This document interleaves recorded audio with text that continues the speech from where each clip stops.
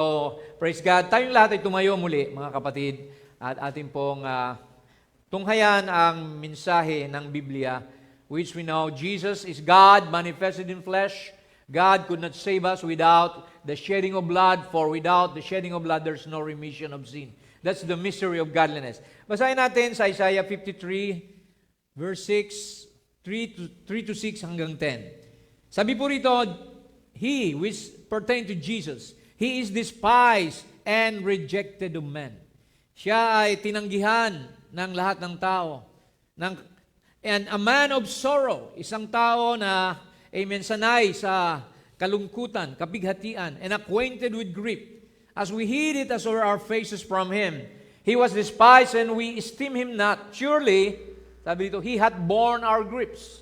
So He carried our griefs and carried our sorrows. Yet we did esteem Him stricken, smitten of God, and afflicted. But He was wounded for our transgression, He was bruised for our iniquities, and the chastisement of our peace was upon Him, and with His stripes we are healed. Sa latay ni Jesus, tayo'y pinagaling. Amen? Verse 6, All we like sheep have gone astray, and we have turned everyone to his own way. We were lost sheep, like a prodigal son and daughters. And the Lord hath laid on Christ, on Jesus, the iniquity of us all. So lahat ng kasalanan natin ay ipinataw kay Kristo. Amen. Verse 10, Yet it pleased the Lord, nalugod, natuwa ang Ama, na saktan siya. See, bakit? That will be the solution to man's problem. See, the death of Jesus Christ, amen, siya ang magtatanggal ng lahat ng kasalanan ng mundo. See, He had put him to grief. When thou shalt make his soul an offering for sin, he shall see his seed. Amen. He shall prolong his days, and the pleasure of the Lord shall prosper in his hand. Amen. Tayo po'y manalangin. May the Lord add a blessing for the reading of His Word.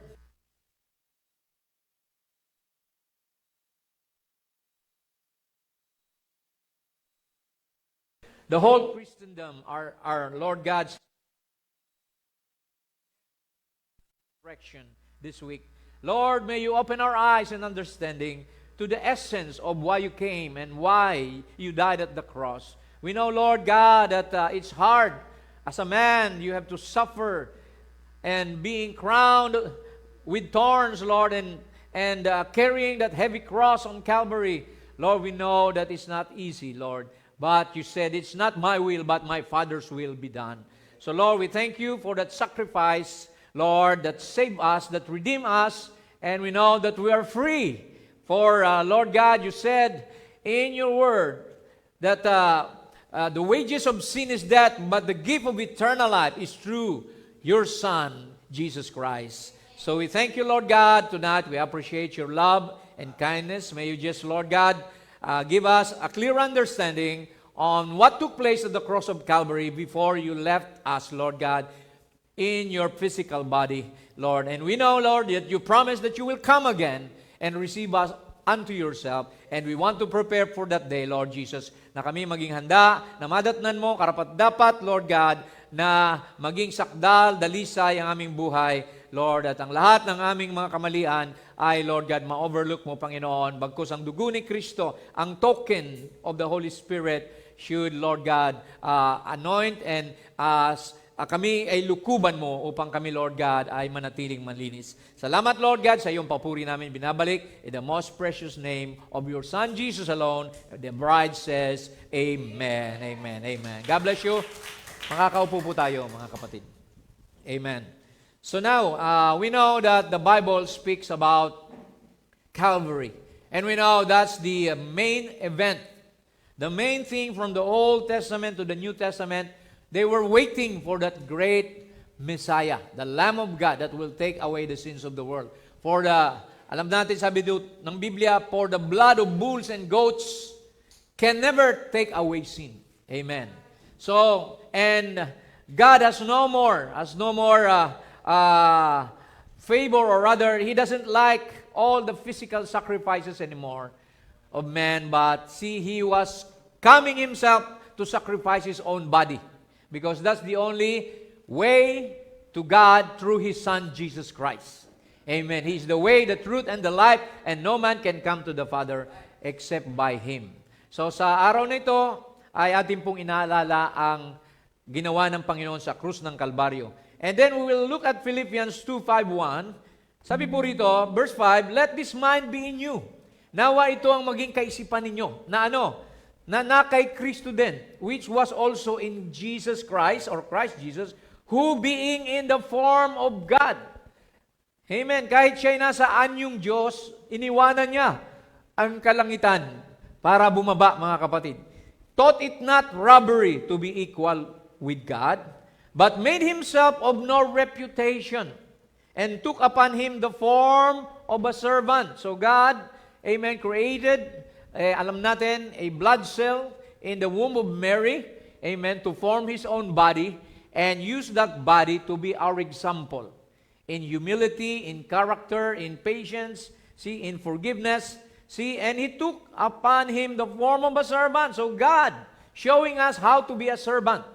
Amen. Inugasan pa nga niya yung paa. He even washed the feet of His disciples, and was made in the likeness of man.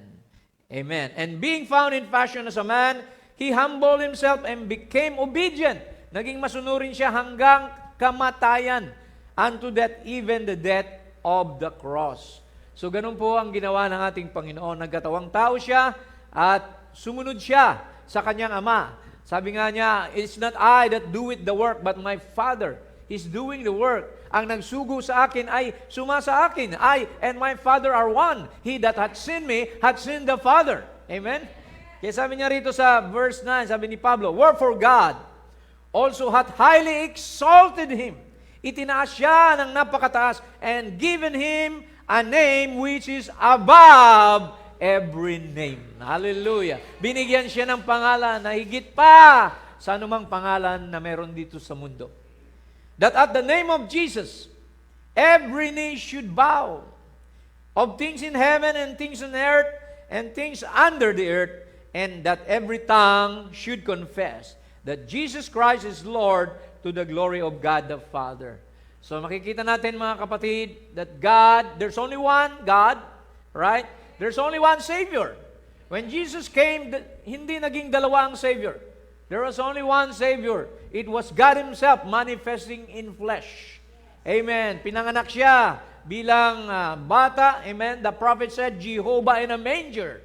Amen. Jehovah playing as a boy. Jehovah crucified at the cross. So, kilala natin ang Panginoon. We are not confused kung sino si Jesus. Sabi ng iba, tao lang siya. Sabi ng iba, ang Diyos ay ang Ama lang. See, but we know that He is God Himself. Amen, made flesh. For there is only one person of God. Not two, not three. Jesus is the very person of God. Amen. The Bible said that all the fullness of the Godhead dwelleth in Him bodily. God had a body. Brother Branham said, God had no hands until He became Jesus. God has no feet, has no ears, has no eyes until He became Jesus. So kaya si Jesus, siya ang larawan ng Diyos na hindi nakikita. He is the image of the invisible God. Glory to God. Amen. Amen. Our faith, our hope is not in vain in Jesus. Sabi nila, wag natin sambahin ng tao, Diyos lang. Hindi mo alam na si Jesus ay Diyos na nagkatawang tao. He was a God-man. He was the first of His kind. Sabi ng mensahero, amen. At tayo ay mga, sabi roon, susunod sa Kanya. Amen. We are God-men, sons and daughters of God also upon this earth. Okay, tingnan natin. Let's proceed to the main topic, which is the 7 last words of Jesus. Number 1 of them is written in Luke 23, the first, words of Jesus, sabi rito, 33-34, and when they were come to the place which is called Calvary, there they crucified Him. Brother Branham preached about there they crucified Him, yung indictment. Saan yung there? The most holy place. That is in Jerusalem. Sino yung they? The most holy people, the Israelites. crucified, the worst punishment of death. Sino yung Him? Jesus Himself. And the malefactors, we know malefactors are criminals. Meron dalawa doon na thief at the right and on the left. One on the right hand and the other on the left.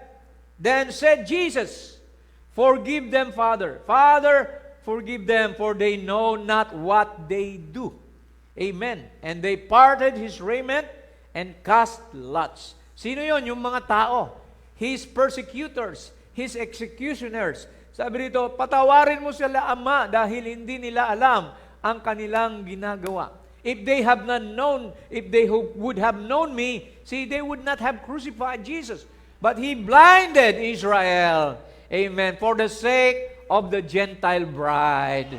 Para sa atin. Amen. Glory to God. Hindi siya kumuha ng nobya. See, the wife of Christ is a Gentile bride coming from 7 church ages. Amen? So, kaya makikita natin, sabi niya, patawarin mo sila, Ama.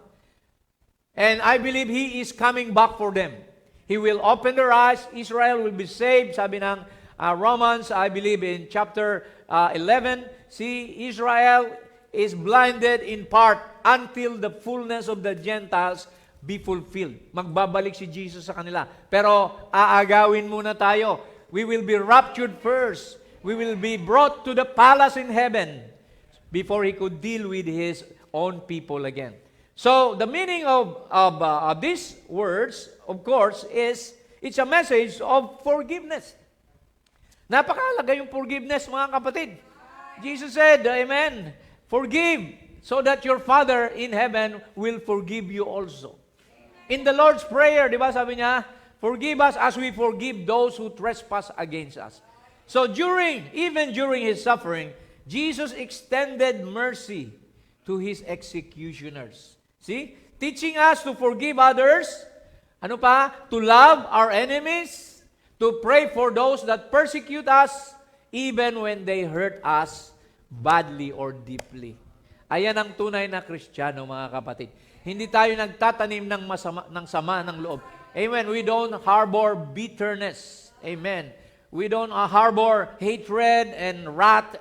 See, yan ang turo ni Jesus Christ. Siya na mismo, Diyos na nagkatawang tao, ay nagpatawad. Masigit ka pa ba sa Kanya? Na hindi ka marunong magpatawad? See? So, pinapakita ni Lord dito na He forgave us even when we were yet sinners. He died, sabi ng Bible, to cleanse us, to redeem us, and to wash away our sins. So number 1 is forgiveness. Take note of that. The first, amen, message of Jesus before He died was forgiveness. Okay? The second one, I believe I discussed this yesterday in the retreat and recollection of the Capital Christian Leadership. I was invited there to speak. Amen. So, number 2, today, you will be with me in paradise. Who was He talking to? One of the thieves.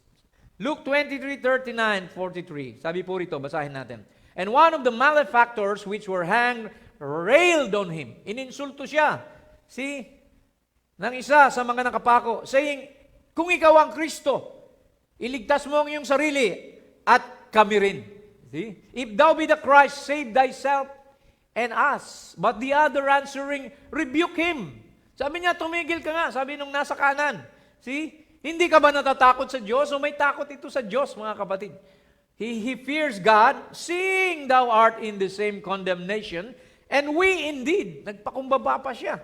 We indeed justly, karapat dapat tayo na maparusahan. For we receive the due reward of our deeds, but this man, hallelujah, that's Jesus, had done nothing wrong or nothing amiss. So, kinilala niya ang Panginoon, nagpakumbaba siya, at binigyan niya ng parangal ang Panginoon. At ang sabi pa niya, he told Jesus, see, Lord, remember me when thou comest into thy kingdom. Anong sagot ni Jesus? Verily, verily, I say unto thee, today, ngayon mismo, thou shalt be with me in paradise. Hallelujah. Glory to God, mga kapatid. What does it mean to us? See, Ito'y nagpapakita sa atin na kung ikaw ay magsisisi. See?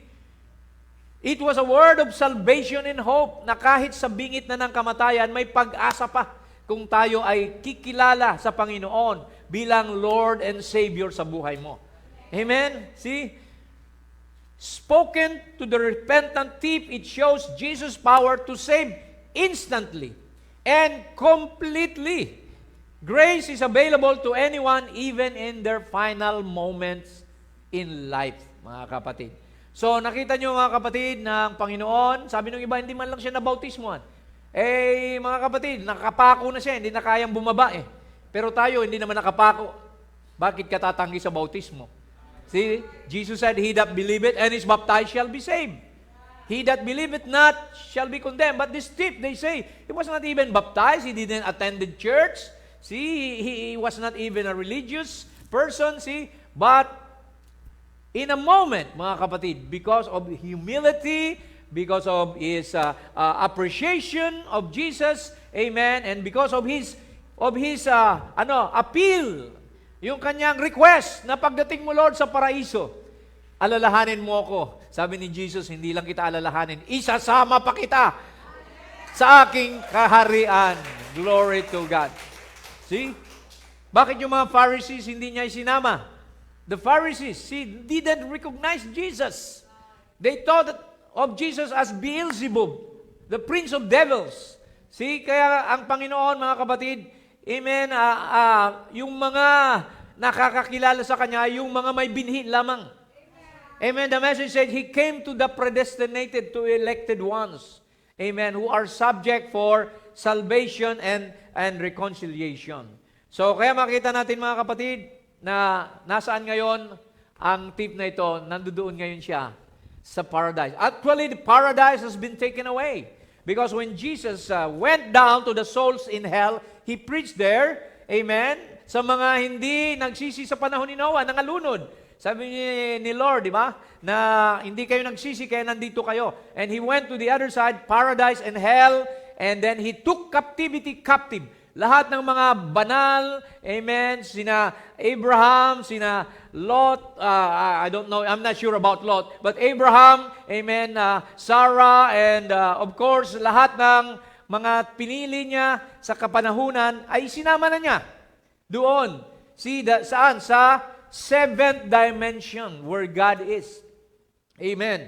Kaya pagdating ng rapture, sabi ron yung mga nangamatay kay Kristo na nasa sixth dimension, theophanies, amen, they will, amen, come down again to pick up their redeemed body, and they shall become glorified body, and we which are alive and remain shall be caught up together with them in the clouds to meet the Lord in the air, in His second coming. Amen. So napakaganda mga kapatid. Pinapakita lamang dito na may pag-asa ka pa kapatid. Kayo na nanonood ng live stream, saan ka man naroon, just make a U-turn. Isang U-turn lang pabalik kay Jesus. Amen. And then God is waiting just like the father of the prodigal son. Waiting. Amen. Preparing a feast. Preparing a ring and a robe and a crown. Amen. For you, to those who will repent and be baptized in the name of Jesus Christ for the remission of sin, and they shall receive the seal of the Holy Spirit. Number 3, amen. Dito tayo sa John 19:26 to 27. When Jesus therefore saw His mother, Mary was there. Sino kasama ni Mary? John, his blood brother. And the disciples standing by, whom He loved, He said unto His mother, Woman, behold thy son. And then said He to the disciple, singular, this is John, the beloved, Behold thy mother. And from that hour, the disciple took her unto his own home. So makikita natin dito mga kapatid, that John, amen, the beloved, was always very close to Jesus. Siya lagi yung sumasandal kay Jesus Christ. Amen. Maging doon sa hapunan.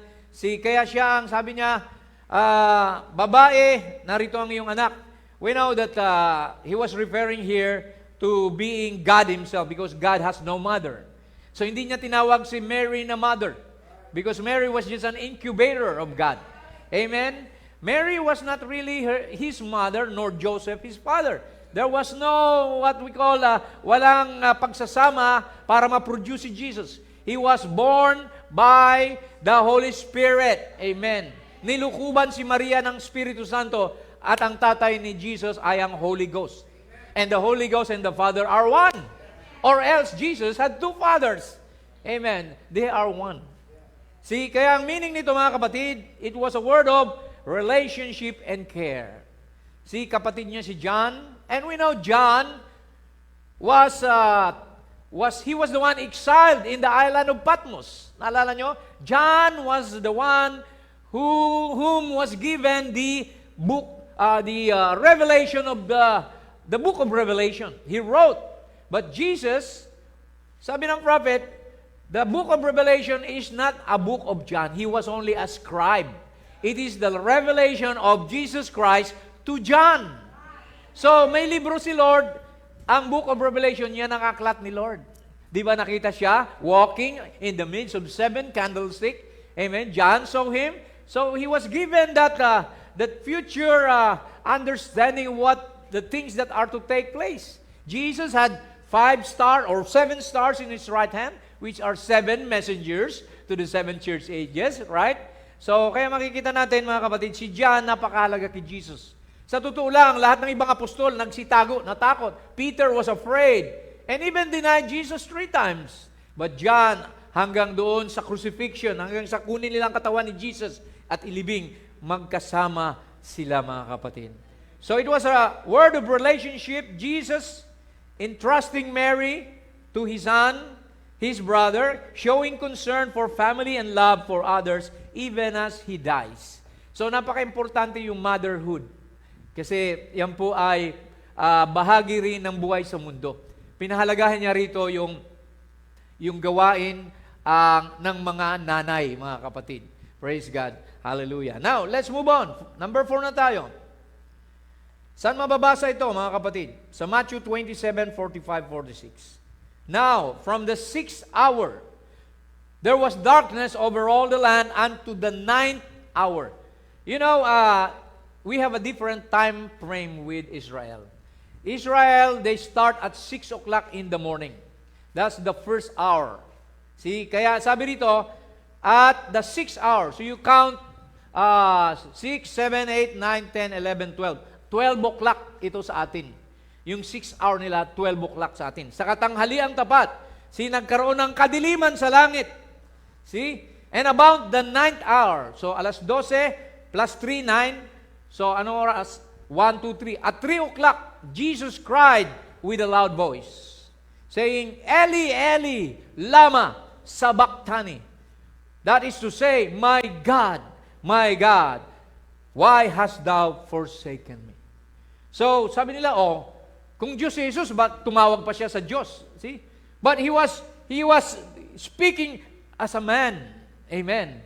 And he was speaking to his Father.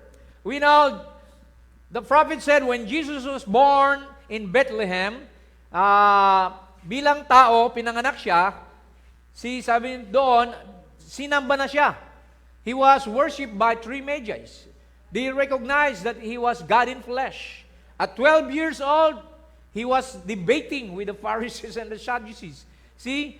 And then, sabi ng prophet, the Father came into him when he was baptized in the river Jordan. Amen. John saw the Spirit of God coming like a dove and dwelling on him. Sabi ng prophet, it was the anointing upon Jesus to start his ministry as a Messiah. Remember, he was 30 years old. See, 30 years old is important for the Levites. That's the time when Levites are ordained. David sat upon the throne as king, 30 years old, and Joseph, amen, became a governor of Egypt at 30 years old. So Jesus started the ministry at 30 years old. When the fatherhood, which we know, that's only a title or an office, a manifestation of God, because God manifested as a father, God above us manifested as a man, a human being, God with us, Emmanuel, Jesus, and now He is God in us. See, the Holy Spirit. So, ito ang Diyos, tatlong ginampanan niyang opisina. So, itong opisina ng Ama, bumaba sa Kanya sa River Jordan, and then He healed the sick. Ginamit niya yung ministry niya for the first pool, healing, miracles, and then second pool is discernment, visions, prophecies, and the third pool, as we know, amen, when He said, amen, the words that cannot be explained by human beings. Sabi niya, except you eat my flesh and drink my blood, you have no life in you. Third pool yun. And many left Jesus because they could not understand. In John chapter 6, verse 66, sabi ro, from that time on, they walk no more with Him. Because, carnal people would think na, kakainin natin ang laman niya, ano tayo, magiging cannibals? See? Iinumin natin ang dugo niya, bawal nga kung uminom ng dugo sa lumang tipan eh. See, they could not understand that the bread of life, Jesus is the bread of life. Amen. That came down from heaven. And the bread is the Word of God, mga kapatid. Na yun ang dapat tanggapin nila. It's not a literal eating. And the blood of Jesus refers to the atonement, the cross of Calvary. Yung atonement na yun na maglilinis sa ating mga kasalanan. That you must be under that blood. Amen. Para tayo maligtas. So many, amen, could not believe Him, but there are few who believe Him, those who were predestinated to eternal life. Maging ang mensaheng ito sa huling panahon, which is Jesus Christ, the same yesterday, today, and forever. Yung mga pinili lang ang makakaunawa nito. It's hidden from the eyes of the wise and the prudent. Amen. That's why very few, straight is the gate, but few that will find it, mga kapatid. Kaya mapalad ka kung nabuksan ka sa mensaheng ito. Amen. So, kailan umalis ang fatherhood? Sabi ni Brother Branham, during the Garden of Gethsemane. The Father, amen, left Him in the Garden of Gethsemane. That's why he was crying and his perspiration was turning to blood. See, sabi niya, oh, Father, sabi niya, kung pwede lang, malagpasan ko ang sarong ito. Amen. But not my will, but thy will be done. Mahirap kaya mapako sa krus, di ba? See, maturo ka nga lang ng karayom, ang sakit-sakit na. Yung iba, takot pa magpa-injection. Yung kaya pako pa na ang lalaki, mga kapatid, itutusok sa paa mo, sa mga kamay mo. See? Praise God. So, kaya sabi niya bilang tao, sana malagpasan ko ito. Pero dahil sa iyo, dahil sa akin, it wasn't the nails that held Him there. It was His love for you and me that held Him at the cross. So the Father left Him in the Garden of Gethsemane, and then He had to die as a man. Because if the Father didn't leave, see, no matter how many, limang sibat, ano bang sibat sa English? Spears, na itusok mo sa katawang yun, hindi mamamatay yun. Kaya kinakailangan umalis ang Father. Kaya sabi niya rito, my God, why hast thou forsaken me? The sonship speaking to the fatherhood office, see, but we know it was God's will. Binasa natin kanina, it pleased the Father, it pleased God to bruise Him. God was not a sadist, hindi sadista ang Diyos para masiyahan na saktan niyang anak niya. Nasiyahan siya dahil tapos na ang problema natin. Hallelujah! It is finished! Amen! Our sin problem, praise God, has been, amen, resolved by the Son of God. Lahat ng kasalanan mo, patawad na. There is therefore now no condemnation to them that are in Christ Jesus. Praise the Lord. Pag na kay Kristo ka, tinanggap mo siya, sarili mong Panginoon at tagapagligtas. Amen. You will never be judged anymore, but you will sit with Him in His throne of glory. Amen. Judging the world, even angels. Jesus said, He that overcometh will I grant to sit with me in His throne. Okay, so ang meaning nito mga kapatid is a cry of abandonment and anguish as a human being. Sa Psalm 22 verse 1, sinabi rin ito, my God, why hast thou forsaken me? You can read that in the Old Testament. Psalm 22 verse 1. So Jesus fulfilled these words which David uttered. Amen. Because David is the offspring, di ba? Sabi roon, Christ is the offspring and the root of David. Amen. So, the deep pain of separation as He bears the sin of the world, it reflects both His humanity and the spiritual weight of the crucifixion. Bilang tao, Amen. As a man, he hungered, he thirsted. Ano pa? He felt tired. He even died as a man, but on the third day, he rose again. See? Showing that He is God Himself. Sabi niya, destroy this body or this temple in 3 days, and I will raise it up. Amen. Hindi niya sinabing, God or my Father, I will raise it up.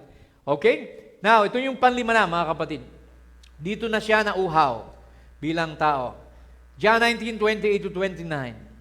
After this, Jesus, knowing that all things were now accomplished, naganap na, amen, natupad na ang salvation ng tao, that the scripture might be fulfilled, saith, I thirst. Now there was a set of vessel full of vinegar. Biruin nyo, imbis na tubig ang ibigay sa kanya. Ano bang vinegar sa Tagalog, mga kapatid? Suka na asim, at alam natin na ito, pag uminom ka ng apple cider vinegar, ang sakit sa dila, kaya kailangan i-dilute mo to. See, now, sabi nyo, they fill the sponge with vinegar and put it upon a hyssop and put it to his mouth. See? Uhaw na uhaw ka na nga, lalagyan ka pa ng suka sa bibig. Ano na lang yun, lalo kang mauhaw. See?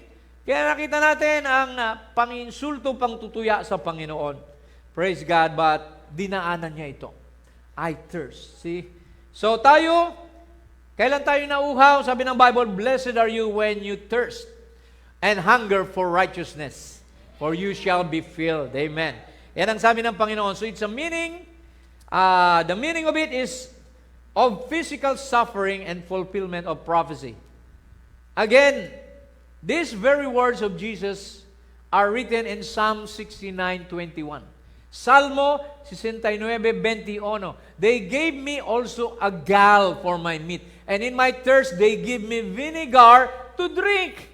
Nakasulat na sa Old Testament, mga kapatid. It's a prophecy fulfilled. Kaya sinabi ni Lord, lahat ng kasulatan ay matutupad. None of my words will return to me void. Heaven and earth shall pass away, but my words will never pass away. So He fulfills Scripture. Amen. May Scripture pa nga doon na sabi roon, yung kanyang mga buto ay hindi pwedeng baliin. See, He will not rot. That's why, sabi ng Bible, He did not complete the 3 days. Because the human body will rot, mabubulok ang katawan ng tao sa libingan pag inabutan ka ng 72 hours. So, kaya hindi siya pinaabot ng 72 hours. He died Friday afternoon. Amen? That's Friday at 3 p.m. See? And then the next day, Saturday, 3 p.m. Amen? So, Friday and Saturday, and then the next day, which is Sunday, nabuhay na siya na mag-uli. Within 3 days, mga kapatid. See? Because hindi pwedeng mabulok yung katawan niya. Amen. Kaya, praise God, yan ang nangyari. He fulfilled Scripture. Amen. Now, number 6 na tayo. Malapit na, mga kapatid. Sabi rito sa John 19:30, etong napakaganda. When Jesus therefore had received the vinegar, He said, it is finished. Tapos na.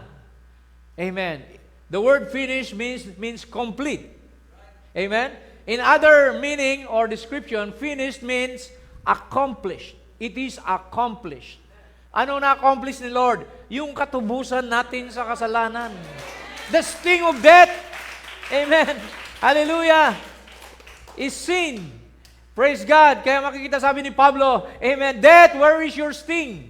Grave, where is victory? But we have now victory in Christ Jesus our Lord. Hallelujah. Amen. Pinangako niya tayo na sabi niya, I am the resurrection and the life. He that believeth on me, though he were dead, yet he shall rise again. They that believe on me shall no longer die. So anong ni-restore ni Lord? The eternal life. Which means, a life that never began or never will end. Hanapin niyo yung meaning ng eternal. Walang pasimula yan. Kaya nga, before the foundation of the world, you were in His mind already. We are part of God. We are the thoughts of God. And we are manifested today. That's why God, amen, had you in mind and He wrote your name in the Lamb's Book of Life before the foundation of the world when the Lamb was slain in the mind of God. Sinulat niya ang pangalan mo roon dahil isa ka sa mga pinili niya, isa ka sa mga tutubusin niya, kaya wala kang kawala, kapatid.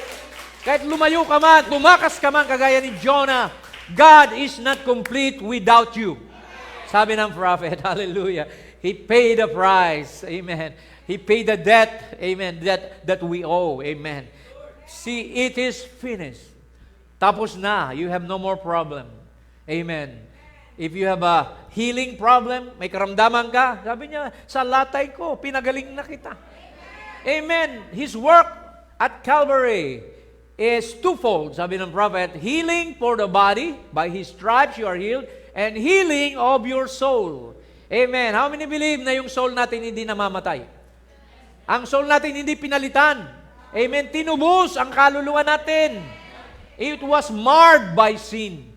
And Jesus came down, sabi ng prophet, and through the process of justification, sanctification, and baptism of the Holy Ghost, He redeemed your soul. Tinubos niya ang kaluluwa mo. Your soul is worth 10,000 worlds. Ganon ka-importante ka sa Panginoon. Kaya hindi siya nagsugo ng propeta o anghel. Siya mismo ang bumaba. Napaka-importante ng trabaho ng misyon na yon. Hindi niya pwede pagkatiwala kahit kanino. So He came down Himself, mga kapatid, hallelujah, to die for you and me. Hindi ba natin pwedeng pasalamatan si Lord? Palakpakan natin siya. He deserves the glory, the honor, and the praise.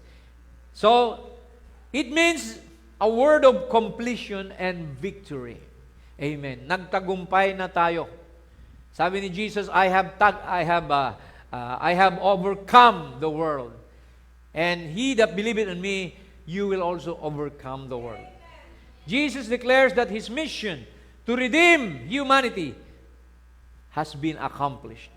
Sin and death are defeated. The devil has no more power today. Amen. Doon pa lang sa krus ng Kalbaryo, inapakan na niya ang ulo ng dyablo.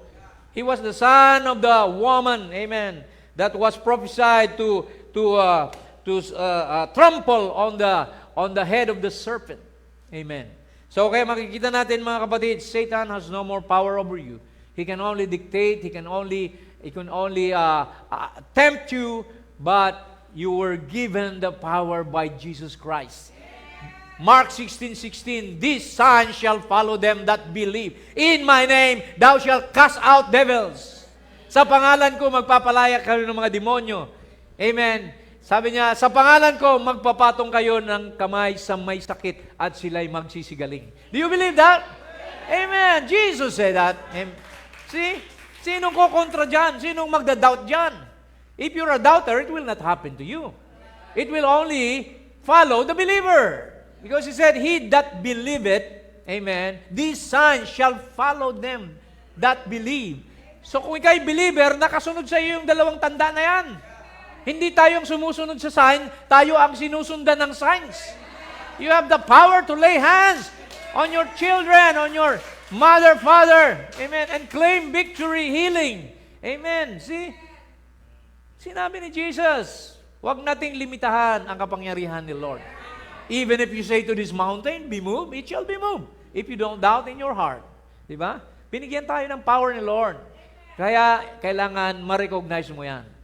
The prophet said, if the bride knows her position, only knows her position, then the rapture will take place. Amen. Pag alam mo na kung sino ka, amen, hindi na lang na po, pag nagkasakit, ospital ka agad, gamot ka agad, meron tayong prayer. So, ang gamot nakakatulong. Medicine is of God. Sabi ng prophet. See? Doctors are sabi ng prophet, ginagamit ng Diyos yan. Pero ang final say-so, nasa Panginoon. Amen. Nasa Kanya ang final say-so. Kasi kung may kasalanan ka, mahirapan kang gumaling. Because most of the time, the cause of sickness is sin. So, when you repent of your sin, pag ikaw'y nagsisi, sa pangalan ng Panginoon, amen, lalayas yung dyablo na nananahan sa iyo. See, di ba? Yung Legion. Naalala nyo yung lalaki na naghuhubad doon, nagpupunit ng damit? See how many devils were in him? It's a legion. Biruin mo, laksa-laks ang diablo nasa kanya, kaya pinupunit na niya yung damit niya. But Jesus cast out those devils. Amen. And those devils went into the swine, and the swine didn't want to be possessed by the devil. They just jump na lang doon sa bangin, sa ravine.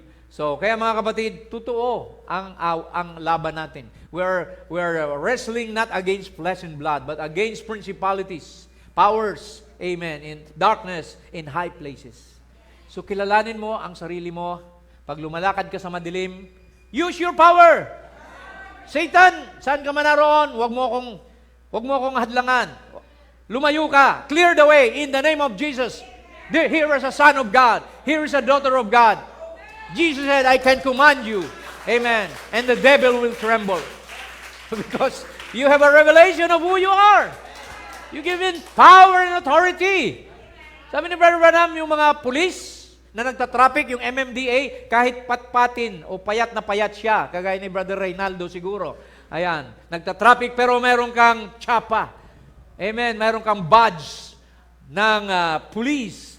Even the biggest truck, amen, when you raise your hand, it will stop. It will screech and stop because they can see your badge of authority. The same thing with the devil. When the devil knows you have the seed of God in you, you have been baptized by the Holy Spirit, and Jesus is dwelling in you, amen, the devil will recognize you. Amen. The devil has no power over you because you've been given authority and power by Jesus Christ. Amen. It is finished. Amen. Tapos na, mga kapatid. Ang natitira na lang ay ang body change. Amen. Amen. He is dwelling now in our soul. Our souls are eternal now. But we need to have a body change from mortality to immortality, from corruption to incorruption. Amen. Alright? Number 7 na tayo. Malapit na tayo magtapos. The last words of Jesus before He gave up the ghost is in Luke 23 verse 45. Ito yung sinabi niya. Sabi rito, and the sun was darkened. Nagdilim ang buong kalangitan. Sabi ng prophet, nalungkot ang buong langit dahil nakapako yung kanilang Creator. Hallelujah. And then nagkaroon ng mga kulog at kidlat. Lumindol pa, mga kapatid. See, praise God. See, and then what? The veil of the temple was rent in the midst. So the veil, yung tabing ng templo, alam natin that veil was used to hide the Shekinah glory. Only the high priest can enter into that veil. But when Jesus died, that veil was sabi rito, nahapak, was rent in two. Ibig sabihin, mga kapatid, wala na, hindi na yon ang tinatanggap ng Panginoon na pagsamba o pag-offer ng sacrifice. Sabi ni prophet, doon sa bintana ng templo, makikita mo doon sa bintana yung Golgotha, yung krus. Amen. Si Kristo na ang Diyos na nahayag. Christ is the mystery of God revealed to them. So that's why we are not saved by the works of the law anymore, but by faith in Christ. Amen. Glory to God. Hallelujah. Amen. Sabi niya rito, when Jesus had cried with a loud voice, He said, Father, into thy hands. Ama, sa iyong kamay, pinagkakatiwala ko ang aking espiritu. I commend my spirit, and having said thus, He gave up the ghost. Yung ghost, alam natin, spirit yun, mga kapatid. Holy Ghost, Holy Spirit. So makikita natin, as a man, Jesus is composed of 3 realms, body, soul, and spirit. So alam natin, during His death, amen, alam natin, ipinagkatiwala niya ang lahat sa Ama. And we know the prophet said, when He died, His body was buried, but His soul went to the souls in prison. Nangaral yung soul niya. Pero yung spirit niya, bumalik sa Diyos. Amen. At makikita natin, nung mabuhay siya na mag-uli, amen, ay glorified body na siya. A body that can pass through walls. A body that can appear and disappear. Amen. A body that never will hunger anymore, never will thirst, never will get old nor taste death anymore. And that will be the kind of body that we will have when the rapture takes place. Magiging kagaya tayo niya. Amen. We shall be like Him. When we see Him, we shall be like Him. Amen. Kaya maghintay tayo mga kapatid. Dahil darating ang time, amen, na magpapalit ka na lang ng katawan. Amen. At magiging mga young people tayo. Just like Abraham and Sarah turn back into young man and woman. Sabi ng prophet, it's a silent verse in the Bible. Because look at Melchizedek. When he saw Sarah, he fell in love with grandma. See, he was not a grandma. He doesn't look like a grandma. He was a young girl that time because God changed her body. Because her body could not give milk anymore. Her milk veins were dried up, sabi ng prophet. Kaya anong ginawa niya? Binago siya. Kaya si Abraham, naging binata rin. See? They changed to young man and woman. That's why he was afraid of Melchizedek. And he told Sarah, tell him, when he asks you, tell him I'm your brother. So, nagsinungaling si Abraham. Pero we know it was a white lie because Sarah was her first cousin, I believe. Amen? So, natakot siya kasi hindi mo pwedeng asawahin kapag buhay pa ang asawa ng isang babae. So, in the Old Testament, hanggang ngayon, kaya makikita natin, so, anong nangyari?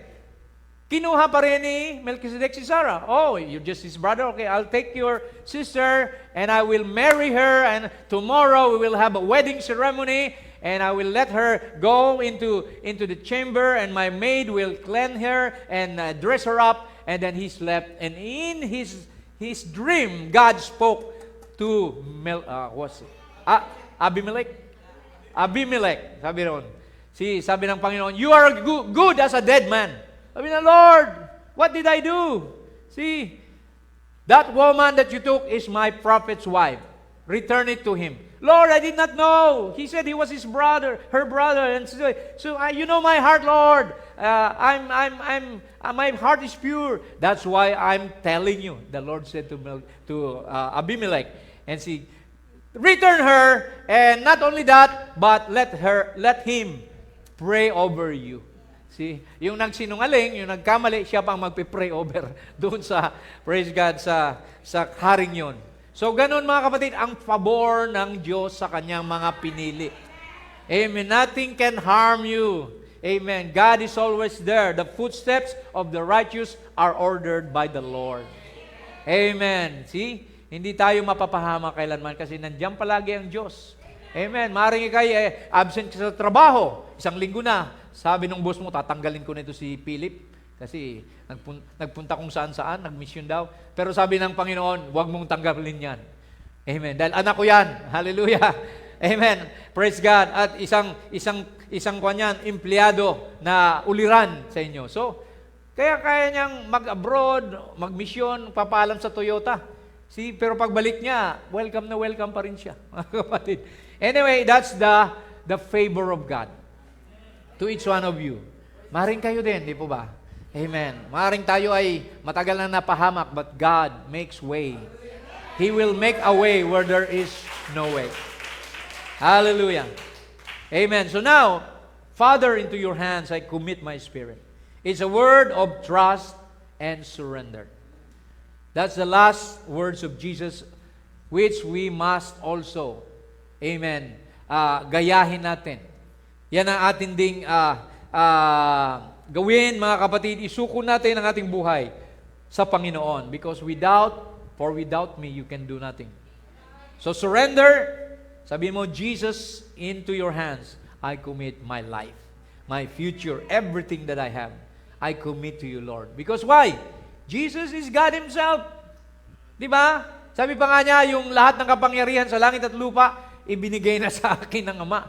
Wala nang natira sa Ama. See? Why? Because siya din yung Father in physical form.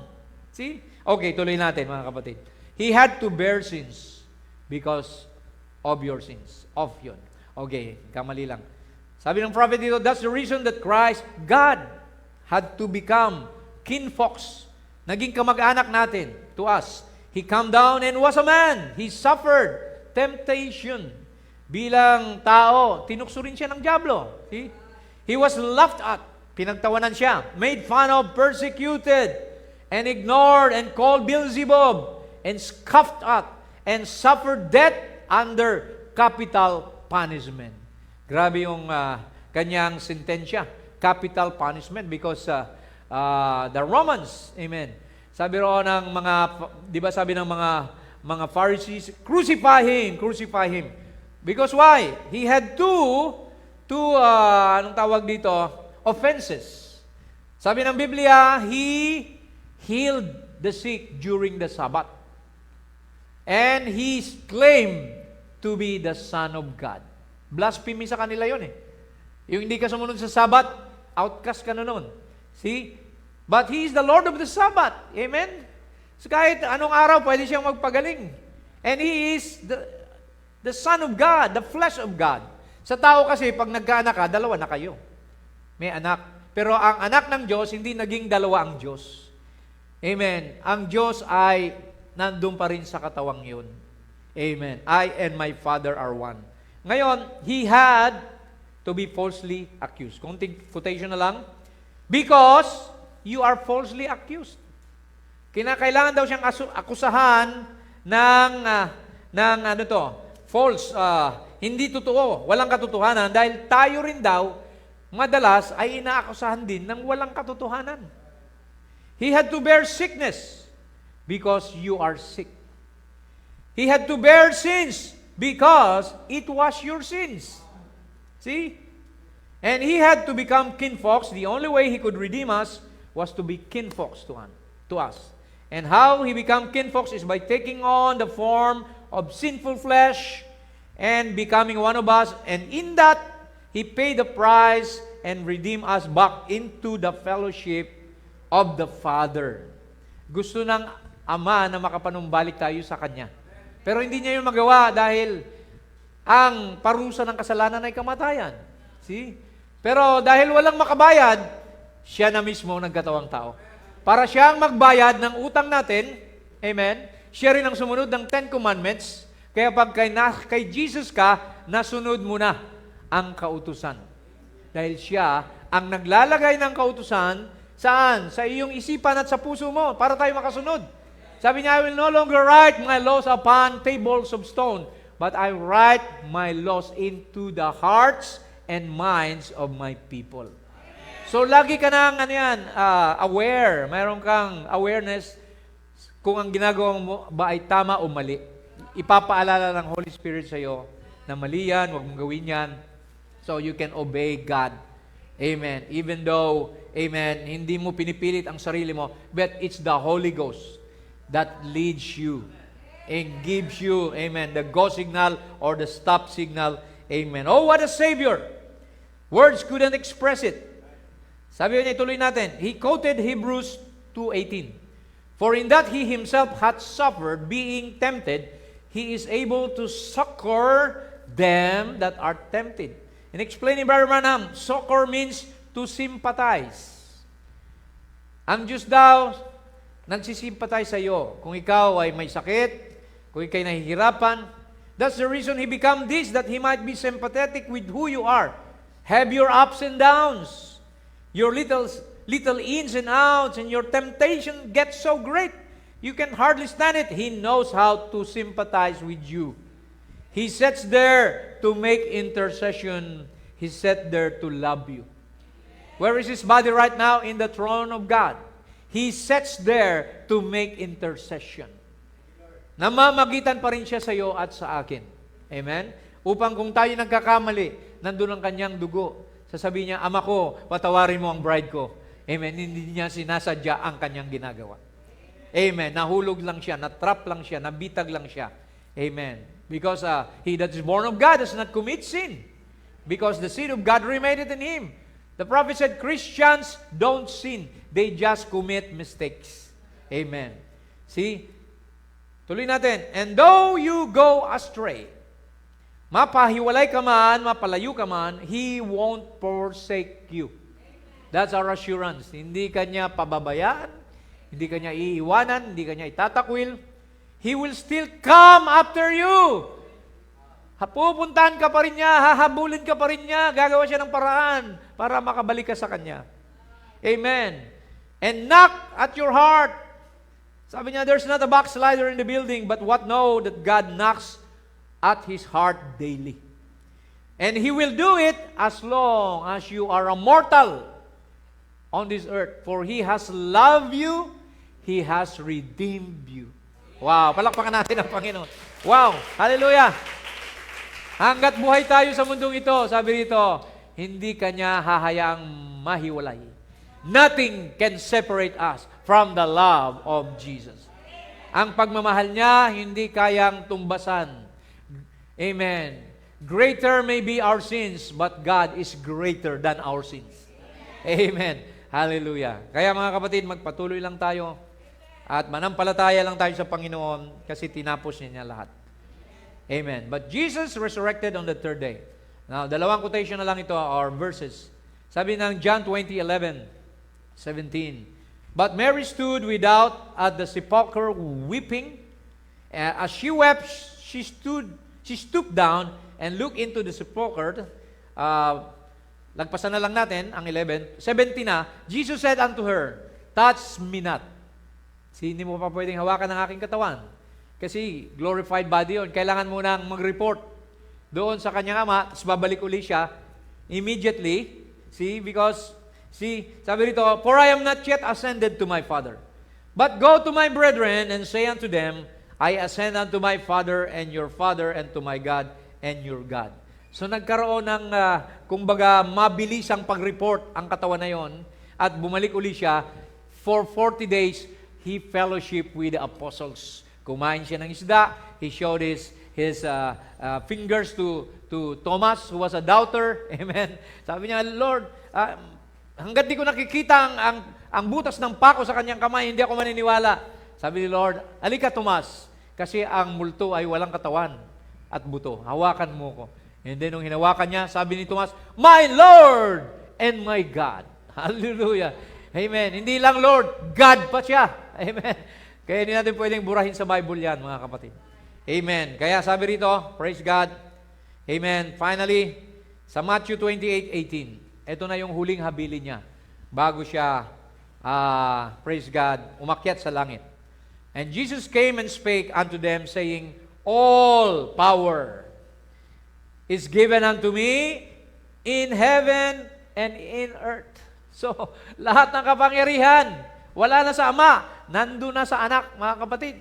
Kaya pag nag-pray ka in Jesus' name, amen, pag gumawa ka, whatever you do in work or in deed, in your words, do it all in the name of Jesus. Kaya sabi niya, in my name, you shall ask the Father anything. Gagamitin mo yung name niya. What is the name na binigay kay Lord?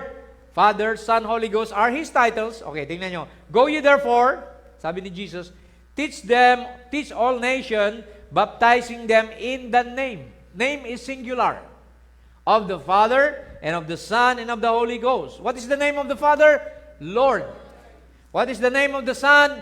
Jesus. What is the name of the Holy Ghost? Christ. So, ang pangalan ng Ama, Anak, Espiritu Santo ay Lord Jesus Christ. Amen. That's why lahat ng nabautismohan sa Bible, in the name of the Lord Jesus Christ. No one in the Bible was ever baptized in the titles of Father, Son, Holy Ghost. Because Jesus said, wait, tarry ye in the city of Jerusalem until you be endued with power from on high. The Holy Ghost, the teacher will teach you what that name is. Kaya nung mabaptize na sila, then Peter stood up and said, Acts 2:38, repent and be baptized in the name of Jesus Christ for the remission of sins, and you shall receive the gift of the Holy Ghost. For this promise of what? Baptism of the Holy Ghost. Amen. Is unto you, to your children, to them that's afar off, even as many as the Lord our God shall call. Amen. And finally, teaching them to observe all things, whatsoever I have commanded you, and lo, I am with you always. Nasaan daw siya? Kasama pa rin natin. Hindi yung katawan niya, yung kanyang espiritu. Sabi niya, I will come to you, I will be in you until even unto the end of the world. Amen. Kaya na makakasiguro tayo, amen, tayo ay pagtiwala sa Diyos na kasama natin siya saan man tayo magpunta. His spirit is here, but His body will come down. Amen. During the rapture, the physical body, we will meet Him in the air, and we will go home with Jesus in a mansion prepared for us. Amen. Jesus said, in my Father's kingdom are many mansions. I will go and prepare a place for you, so that where I am, there you may be also. Amen. Are we waiting for the Lord? Amen. Are we excited sa pagbabalik ng Panginoon na isasama na niya tayo sa kanyang kaharian dahil siya ay nagtagumpay. Tayo naman ay higit pa sa mananagumpay. We are more than conquerors in Christ Jesus.